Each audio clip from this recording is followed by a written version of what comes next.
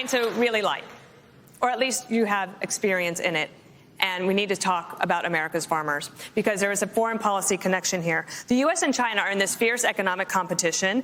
It's hurting American businesses, and there is blowback against American farmers because China then targets them in retaliation. How would you, as president, protect American farmers and ranchers from that kind of retaliation from a foreign government like China?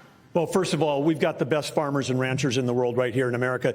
If they have a level playing field, they can outcompete anyone in the world. But this is part of the larger issue that we're talking about here, which is we're in a Cold War with China. The Biden administration won't admit that. But we're also in an economic war through what we're doing with agriculture and energy. And we're also in a war with them relative to cyber war. We get attacked every day in North Dakota, every state, every school district, our tribes, all being attacked every day by either China, Russia, Iran, or North Korea.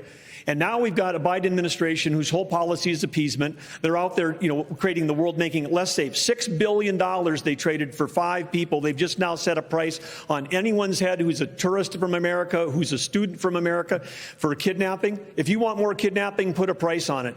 And they're also helping Iran get to have more closer to nuclear weapon, which pushes all of the Middle East closer to China and Russia. The whole thing is absurd. And then, of course, we're going to give Ukraine to Russia, and then we're going to give Taiwan to China, and think that's a foreign policy. That will make our nation less successful, make us more poor. And at the core of all that is energy policy, because China imports 10 million barrels of oil a day. They're the largest importer in the world. And we've had 4 cabinet members from the Biden administration there this summer, and none of them talked about U.S. energy. The first one to go to each of those countries was Kerry, to talk about the folly of the climate policy, which is making the world less stable. It's empowering dictators. It's not about climate change that we need worried about. It's about the Biden climate policies that are actually the existential threat to America's future. Thank you. Hey, Sean Hannity here. Hey, click here to subscribe to Fox News YouTube page and catch our hottest interviews and most compelling analysis. You will not get it anywhere else.